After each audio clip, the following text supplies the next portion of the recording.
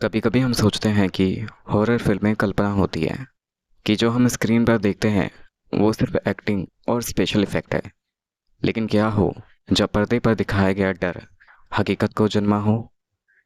क्या आप जानते हैं कि दुनिया की कई मशहूर हॉरर मूवीज सच्ची घटनाओं से प्रेरित हैं। ऐसी कहानियाँ जिन्हें सच मानने से भी रूह कांप उठे। आज हम आपको ले चलेंगे 5 ऐसी हॉरर फिल्में की दुनिया में जिनकी कहानी किसी लेखक की कल्पना नहीं बल्कि खौफनाक हकीकत पर आधारित है। इनमें शामिल है आत्माओं से जूझती एक मासूम फैमिली, मासूम गुड़िया जो मौत का सामान बन गई, और एक होटल जो सीरियल किलर्स का अड्डा रहा है। तो सांसें रोक लीजिए, लाइट बंद कर दीजिए, क्योंकि जो आप सुनने जा रहे हैं वो सिर्फ कहानी नहीं, एक सच्चा डर है। ये है दुनिया की 5 सबसे हॉरर फिल्में, सिर्फ आपके अपने चैनल डार्क रूम रवि पर। The Conjuring. कहते हैं घर 4 दीवारों से नहीं, अपनों की मौजूदगी से बनता है। लेकिन अगर उन्हीं दीवारों के पीछे कोई परछाई छुपी हो जो हर वक्त आपको घूर रही हो, तो आज डार्क रूम रवि में हम आपको एक ऐसे घर की कहानी सुनाने जा रहे हैं जहां हर दीवार के पीछे मौत की सरसराहट थी। ये है द कॉन्जरिंग की असली कहानी जो आपके रोंगटे खड़े कर देगी। साल 1971। पैरोन परिवार एक शांत और खूबसूरत से दिखने वाले फार्म हाउस में शिफ्ट होता है। परिवार में थे रोजर पैरोन, उनकी पत्नी कैरोलिन और 5 बेटियां एंड्रिया, नैन्सी, क्रिस्टीन, सिंडी और अप्रैल। घर देखने में बहुत बड़ा और पुराना था। 10 कमरों का ये फार्म हाउस 200 साल पुराना था। शुरू में सब कुछ सामान्य था, लेकिन फिर एक दिन कुछ ऐसा हुआ जिसने सबकी नींदें छीन ली। एक रात सबसे छोटी बेटी अप्रैल अपने कमरे में खेल रही थी। वो किसी से बात कर रही थी। जब माँ ने पूछा किससे बात कर रही हो, अप्रैल बोली मेरे नए दोस्त थे, उसका नाम रोरी। रोज सुबह कैरोलिन के शरीर पर खरोच के निशान होते, दीवारों पे खुद ब खुद दस्तक की आवाज आती, घर की घड़ियां रोजाना एक ही समय पर रुक जाती, 3:07 पर। बच्चों का कहना था कि कोई उनके बालों को खींचता है। अचानक पूरे घर में अजीब सी बदबू फैल जाती। सबसे डरावनी बात तब हुई जब कैरोलिन ने तहखाने की सीढ़ियों से किसी को उतरते देखा, लेकिन वहां कोई नहीं था। कैरोलिन ने जब हालत काबू से बाहर होते देखा तो उन्होंने संपर्क किया एड और लॉरेन वार्नर से। जैसे ही लॉरेन ने घर में कदम रखा, उसने सिर झुका लिया और कहा, यहाँ सिर्फ एक आत्मा नहीं, कई आत्माएं हैं, लेकिन एक सबसे ताकतवर है औरत, उसका नाम है बाथशिबा। लॉरेन ने गहरी खोजबीन के बाद बताया, बाथशिबा शर्मन नाम की औरत 1800 में इसी घर में रहती थी। लोगों को कहना था कि उसने शैतान की पूजा की और अपने बच्चों की बलि दी थी। जब गांव वालों ने उसे पकड़ने की कोशिश की तो उसने खुद को पेड़ से लटका लिया और मरते समय शाप दिया, जो कोई भी मेरी ज़मीन पर रहेगा वो मर जाएगा। कैरोलिन पर बाथशिबा की पकड़ दिन ब दिन बढ़ती जा रही थी। एक रात कैरोलिन अचानक उठी और बिना होश में आए बेसमेंट की तरफ जाने लगी। उसकी आंखें काली थी और वो बुदबुदा रही थी, ये मेरा घर है। लेरिन को यकीन हो गया कि कैरोलिन अब पोसेस हो चुकी है। एक्सोर्सिज्म यानी आत्मा को निकालने की प्रक्रिया ही एकमात्र उपाय थी। एड और लॉरेन ने स्थानीय चर्च से अनुमति लेकर एक्सोर्सिज्म की तैयारी की। बेसमेंट में कैरोलिन को बांधा गया। कमरे में क्रॉस, बाइबल और प्रार्थना की किताबें रखी गई। एड ने जोर से पढ़ना शुरू किया, आई command you in the name of Jesus Christ, leave this women. कमरा कांपने लगा। कैरोलिन का शरीर हवा में उड़ गया। उसके मुंह से एक भारी पुरुष जैसी आवाज निकली, वो मेरी है, कोई मुझे नहीं रोक सकता। बच्चियां ऊपर से चिल्ला रही थी। दरवाजे खुद ब खुद बंद हो गए थे। दीवारें खून जैसी लाल दिखने लगी। फिर एक पल के लिए सब शांत हो गया। एक चीख और कैरोलिन बेहोश हो गई। कैरोलिन धीरे धीरे सामान्य हुई, परंतु लॉरेन ने जाते ही जाते कहा, वो चली गई है फिलहाल के लिए, पर डर हमेशा यहीं रहता है। पैरोन परिवार ने कुछ समय बाद वो घर छोड़ दिया। एड और लॉरेन ने इस केस को अपनी फाइल में सबसे खतरनाक माना। साल 2013 में जेम्स वॉन ने पेरोन फैमिली की इसी कहानी पर आधारित द कॉन्जरिंग बनाई। फिल्म सुपरहिट हुई, लेकिन असली डर स्क्रीन के बाहर था। वो अनुभव जो पेरोन फैमिली ने झेला। एंड्रिया पेरोन, सबसे बड़ी बेटी, ने बाद में कहा, जो हमने झेला वो कभी कोई फिल्म पूरी तरह नहीं लिख सकती। तो दोस्तों, क्या आपने कभी किसी परछाई को महसूस किया है? क्या आत्माएं सच में होती हैं? आपका क्या मानना है? क्या डर सिर्फ मन का वहम है या कुछ और? अगर आप भी ऐसी कहानियाँ और सच्चे डरावने किस्से सुनना चाहते हैं तो डार्क रूम रवि को अभी सब्सक्राइब करें, क्योंकि अगली कहानी और भी ज़्यादा डरावनी होने वाली है। अब बात करते हैं अगली मूवी के बारे में, जिसका नाम है the exorcism of Emily Rose. क्या हो अगर एक सीधी सादी लड़की अचानक रातों रात किसी और की आवाज़ में बात करने लगे? क्या हो अगर वो अपनी ही माँ को पहचानने से इनकार कर दे और कहे कि वो शैतान है? ये कोई कहानी नहीं, ये हकीकत है। एनालिसिस माइकल की, जिसकी आत्मा को बचाने के लिए 67 बार एक्सोर्सिज्म किया गया और जिसने आखिरकार मौत को गले लगा लिया। एनालिसिस माइकल एक बेहद धार्मिक और सीधे स्वभाव की लड़की जो जर्मनी के एक कैथोलिक परिवार में जन्मी थी। बचपन में बिल्कुल सामान्य, पर 16 की उम्र में अचानक उसे दौरे पड़ने लगे। डॉक्टरों ने कहा कि यह टेम्पोरल लोब्स एपिसल्पी है। इलाज शुरू हुआ, लेकिन उसके बाद जो हुआ वो किसी डॉक्टर की समझ से परे था। एक दिन एनालिसिस ने अपनी माँ से कहा, माँ, मैं प्रार्थना नहीं कर सकती, जैसे कोई मेरे अंदर से मुझे जकड़ लेता है। वो अकेले में ही फुसफुसाती रहती, कभी ज़ोर से चिल्लाती और कभी अजीब आवाज़ें निकालती। कहती, मेरे अंदर कई आत्माएं हैं और वो मुझे जला रही है। धार्मिक प्रतीकों से घृणा करने लगी, क्रॉस को तोड़ देती, बाइबल को फाड़ देती, खुद को नुकसान पहुंचाने लगी, दीवार पर सिर पटकना, खुद को काटना। डॉक्टरों ने इसे सिकोस्फेनिया बताया। दवाई दी गई, पर स्थिति और बिगड़ती गई। एनालिसिस के माता पिता को यकीन हो गया था कि ये कोई मानसिक बीमारी नहीं, बल्कि किसी बुरी शक्ति का असर है। उन्होंने चर्च के पादरी फादर एल्ट और फादर रेम्स से संपर्क किया। बहुत सोच विचार और चर्च की अनुमति के बाद एनालिसिस पर एक्सोर्सिज्म की प्रतिक्रिया शुरू की गई, और ये एक दो बार नहीं, पूरे 10 महीनों तक कुल 67 बार एक्सोर्सिज्म किया गया। हर सेक्शन 4 से 5 घंटा लंबा होता। एनालिसिस जोर से चिल्लाती, उसकी आवाज़ कभी मर्द जैसी हो जाती, कभी जानवर जैसी। उसने दावा किया कि उसके अंदर 6 आत्माएं थी, लूसीफर, हिटलर, केन, जुडास, नेरो और फ्लैशमैन। एक रिकॉर्डिंग में उसकी आवाज़ सुनाई देती है, हम यहाँ से नहीं जाएंगे, ये हमारी है। वो हमें निकालना चाहती है, पर अब देर हो चुकी है। फादर एल्ट ने कई बार कहा, उसकी आंखों में झांकना जैसे मौत को देखना है। एनालिसिस ने खाना पीना बंद कर दिया। वो कहती, भगवान ने मुझे चुना है, मुझे भुगतना होगा दूसरों के पापों के लिए। 1 जुलाई 1976 एनालिसिस माइकल की मृत्यु हो गई। मौत का कारण बताया गया कुपोषण और निर्जलीकरण।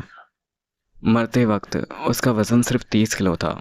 उसके शरीर पर खरोंचे और चोटें और घाव थे। एनालिसिस माइकल की मौत के बाद उनके माता पिता और दोनों पादरियों को मानसालॉटर का केस चला। अदालत में एक्सोर्सिज्म की ऑडियो रिकॉर्डिंग सुनाई गई। डॉक्टर ने कहा ये सब मानसिक बीमारी थी। पादरी ने कहा हमने उसकी आत्मा को बचाया है। 6 महीने चली सुनवाई के बाद कोर्ट ने दोनों पादरियों और माता पिता को दोषी ठहराया, लेकिन सिर्फ प्रोबेशन दी। 2005 में इस घटना पर आधारित फिल्म the exorcism of Emily Rose बनाई गई। हालांकि फिल्म ने कुछ घटनाओं को बदलकर दिखाया, लेकिन कोर्ट रूम ड्रामा और एक्सोर्सिज्म की प्रक्रिया बिल्कुल वैसी ही थी।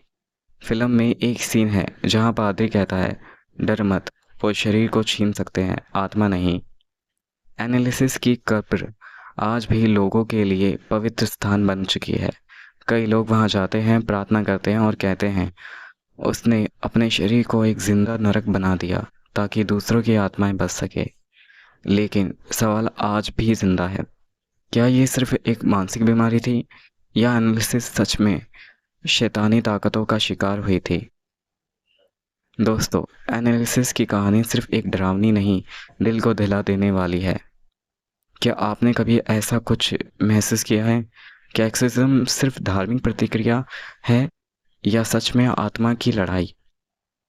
आपकी राय क्या है? नीचे कमेंट में ज़रूर बताएं। अब बात करते हैं द हंटिंग इन कनेक्टिकट।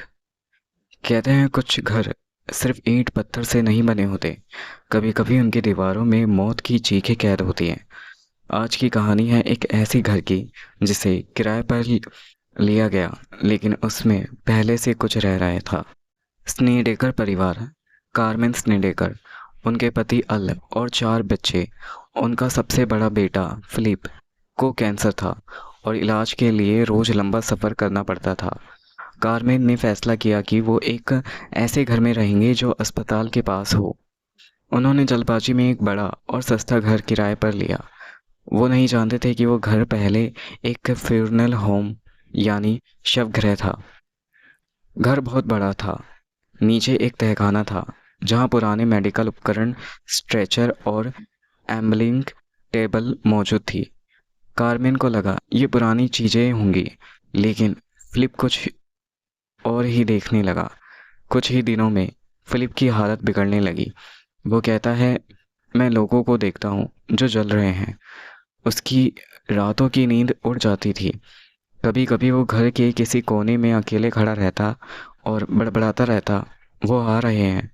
वो कहता है, कोई मेरे अंदर घुसना चाहता है। कार्मेन को खुद भी कुछ महसूस होने लगा। बाथरूम की दीवारों से खून जैसा तरल बहता, फर्श पर अजीब निशान दिखाई देते। रात को दरवाजे खुद ब खुद खुलते और तेज हवा चलती। उनकी बेटी ने कहा, मम्मी, किसी ने मेरी गर्दन पकड़ ली थी। घर के तहखाने में जहाँ फिलिप का कमरा था, अजीब सी गंध और भारीपन महसूस होता। एक दिन फिलिप ने घर के तहखाने में अजीब फोटो फ्रेम और रिचुअल्स के अवशेष खोज निकाले। उन तस्वीरों में लोगों के शवों को तैयार करते हुए दिखाया गया। वो घर कोई सामान्य घर नहीं, बल्कि नेरकोमेंस यानी काले जादू करने वाले अंडरटेकर का अड्डा था। वो शवों पर तंत्र प्रयोग करता ताकि आत्माओं को बुला सके। स्नीडेकर फैमिली को जब सब कुछ असहनीय लगने लगा तो उन्होंने संपर्क किया एड और लॉरेन से, जो पहले भी कई डरावने केस सुलझा चुके थे। लॉरेन ने घर में घुसते ही कहा, इस जगह में सिर्फ एक नहीं, कई आत्माएं हैं। कुछ बुरी आत्माएं हैं, कुछ पीड़ित आत्माएं। एड ने तहखाने की जांच करते हुए कहा, इस घर में आत्माओं को बुलाया गया है, लेकिन फिर उन्हें छोड़ा नहीं गया। एड और लॉरेन ने चर्च से अनुमति लेकर एक्सोर्सिज्म का आयोजन किया। एक्सोर्सिज्म के दौरान घर की दीवारें हिलने लगी, घर के कोनों से अजीब चीखें निकलने लगी। फिलिप, जो अब तक शांत था, अचानक जोर से चिल्लाया, वो मेरे अंदर है, वो वापस आ गया है। फर्नीचर अपने आप हिलने लगा। घर में अचानक बर्फ जैसी ठंडक फैल गई। लॉरेन ने जोर से प्रार्थना की और एक्सोर्सिस्ट ने चिल्लाकर कहा, तू जिसने आत्माओं को बांध रखा है, जा वापस अपने अंधेरे में। एक्सिज्म के बाद घर शांत हो गया। फिलिप्स की तबीयत भी सुधरने लगी। परिवार ने जल्द ही वो घर छोड़ दिया और कहीं और शिफ्ट हो गया। लेकिन जब लॉरेन से पूछा गया, क्या आत्माएं चली गई, उसने सिर्फ इतना कहा, कुछ आत्माएं शांति पाना चाहती थी, लेकिन कुछ सिर्फ बदला चाहती थी, और वो अब भी कहीं ना कहीं मौजूद है। 2009 में इसी घटना पर फिल्म बनी, the hunting in Connecticut. Film में कई बड़े चढ़ाकर दिखाई गई, लेकिन आत्माओं का डर, फिलिप की हालत और तहखाने की सच्चाई बिल्कुल वैसी ही थी। दोस्तों, कभी कभी हम जो दिखता है उसे सच मान लेते हैं, पर सच्चाई वो होती है जो दिखाई नहीं देता, लेकिन महसूस होता है। क्या आपने कभी किसी घर में ऐसा अजीब अनुभव किया है? अब हम जिस अगली मूवी के बारे में बात करने जा रहे हैं उसका नाम है एनाबेल। गुड़िया तो बच्चों का खेल होती है, लेकिन क्या हो जब वही गुड़िया किसी आत्मा का ठिकाना बन जाए? आज हम बात करेंगे एक कुख्यात और भयानक गुड़िया की, जिसे आज भी शीशे के डिब्बे में बंद करके रखा गया और जिस पर लिखकर टांगा गया, डू नॉट ओपन। एनाबेल की सच्चाई और डरावनी दास्तान है ये। अमेरिका के कनेक्टिकट में रहने वाली एक नर्सिंग छात्रा डोना को उसकी माँ ने एक पुरानी रैगेडी एन डॉल उपहार में दी। गुड़िया दिखने में मासूम, लाल बालों और मुस्कुराते चेहरे वाली थी। डोना और उसकी रूममेट एंगी ने उसे अपने अपार्टमेंट में सजावट के लिए रख लिया, पर जल्द ही मासूमियत की यह परत उतरने लगी। डोना और एंगी ने महसूस किया, गुड़िया कभी सोफे पर दिखती, कभी बेड पर, जबकि उन्होंने उसे कहीं और रखा था। एक दिन वो सीधी बैठी मिली तो किसी दिन उसका सिर किसी और दिशा में मुड़ा होता।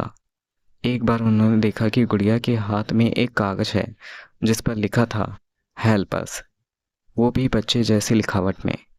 लेकिन उन्हें सबसे बड़ा झटका तब लगा जब एक दिन एंगी के बॉयफ्रेंड लो ने कहा, इस गुड़िया के अंदर कुछ है, ये सिर्फ खिलौना नहीं।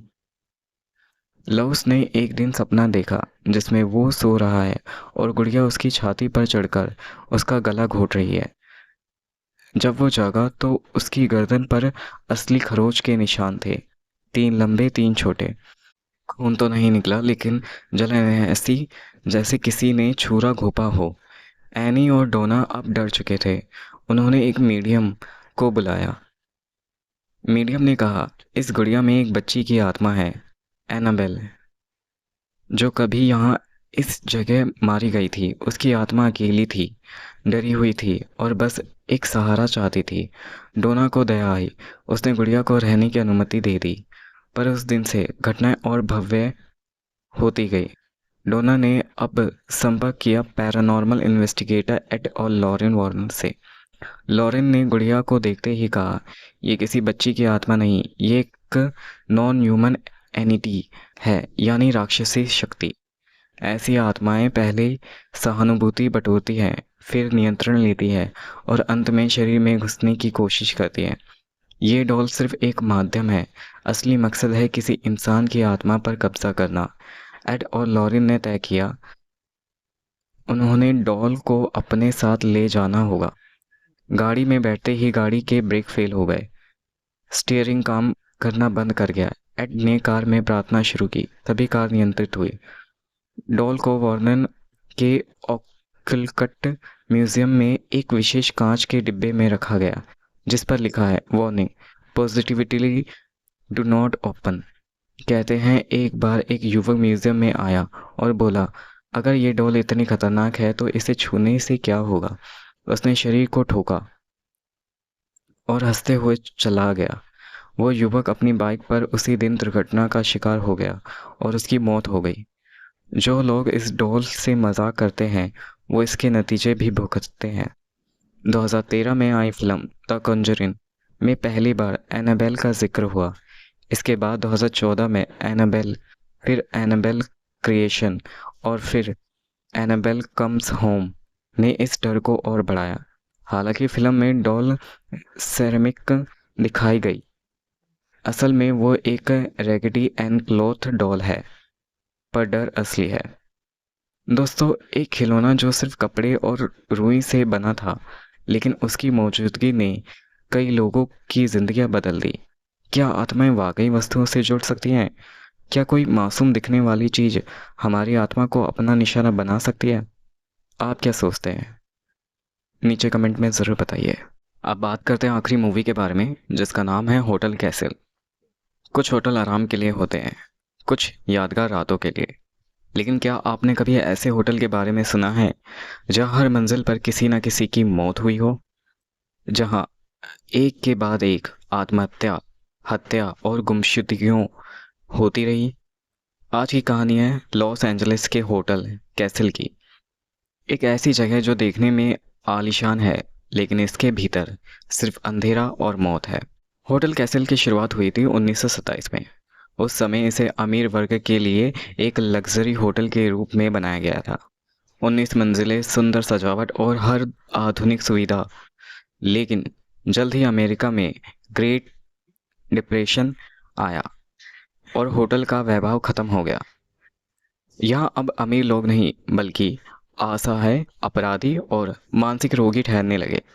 यहीं से शुरू होता है होटल कैसल का काला इतिहास।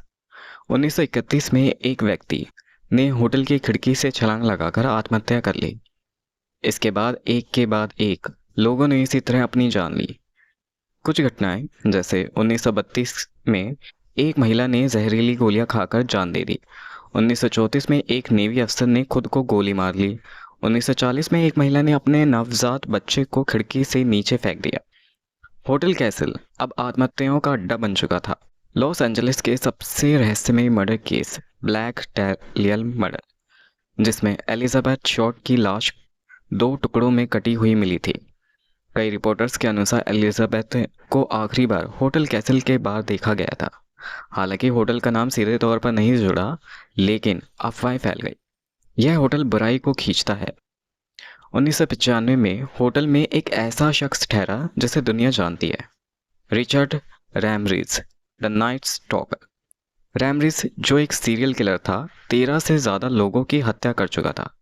वो होटल कैसल के 14वें फ्लोर पर ठहरा था। वो अपने कपड़ों पर खून लेकर लौटता और होटल स्टाफ को लगता ये पागल व्यक्ति है। कोई रोकता नहीं था क्योंकि यहाँ अजीब लोग आते ही थे। उसके बाद एक और कुख्यात हत्यारा जैक अंडरवेगर यहाँ रुका और उसने भी कई महिलाओं की हत्या की। अब तक की सबसे डरावनी और वायरल घटना है एलिसा लैम्स की रहस्यमय मौत। एलिसा एक 21 वर्षीय कनाडाई स्टूडेंट थी जो अकेले यात्रा कर रही थी। वो होटल कैसल में रुकी और अचानक गायब हो गई। पुलिस ने होटल की तलाशी ली लेकिन कोई सुराग नहीं मिला। फिर सामने आया होटल का लिफ्ट सीसीटीवी फुटेज। एलिसा अजीब तरह से बटन दबा रही थी, लिफ्ट में छिप रही थी, हवा से बात कर रही थी। ऐसा लग रहा था जैसे वो किसी से डर रही हो, कोई जिसे हम नहीं देख सकते। कुछ दिनों बाद होटल के पानी की टंकी से गंध आने लगी। टंकी खोली गई और अंदर एलिसा की लाश मिली। उसके कपड़े बाहर तैर रहे थे, शरीर अंदर। कोई कैसे 8 फीट ऊंची टंकी में बिना सीढ़ी के पहुंचा? ढक्कन कैसे अंदर से बंद हुआ? आज तक ये केस एक रहस्य है। 16 से ज्यादा आत्महत्याएं, 2 सीरियल किलर यहाँ रुके, कई गुमशुदगियां, अनगिनत शिकायतें, कमरों में अजीब आवाजें, खून के धब्बे छाए। कुछ मेहमानों ने कहा रात में कोई मेरे बिस्तर के पास खड़ा रहता है, दरवाजा अपने आप खुलता है। नेटफ्लिक्स ने 2021 में एक डॉक्यूमेंट्री बनाई, crime sense the vanishing at the castle hotel. इसमें एलिसा लैम केस को विस्तार से दिखाया गया, लेकिन सच्चाई क्या है कोई नहीं जानता। हॉलीवुड में कई हॉरर फिल्मों में इस होटल से प्रेरणा ली गई। होटल कैसल को अब तक स्टे ऑन मेन कहा जाता है, लेकिन लोग अब भी इसे होटल कैसल ही कहते हैं। 2021 में इसे फिर से खोलने की कोशिश हुई, लेकिन कोई भी यहाँ रहना नहीं चाहता। यहाँ के कमरे आज भी बंद हैं और डर हवा में मौजूद है। एक जगह जहाँ इतने लोगों ने जान दी, क्या वहाँ की दीवारों ने वो चीखें सोख ली होंगी? क्या आप कभी ऐसे होटल में ठहरना चाहेंगे, या किसी लिफ्ट के कोने में खड़ी उस परछाई से सामना करना चाहेंगे जो एलिसा लैम के साथ आखिरी बार दिखी थी? कमेंट में बताइए और अगली कहानी के लिए डार्क रूम रवि को सब्सक्राइब करना ना भूलें। उम्मीद है आपको ये वीडियो आज की पसंद आई होगी। पसंद आई तो वीडियो को लाइक कीजिएगा, चैनल को सब्सक्राइब कीजिएगा। मिलते हैं अगली वीडियो में, तब तक के लिए गुड बाय।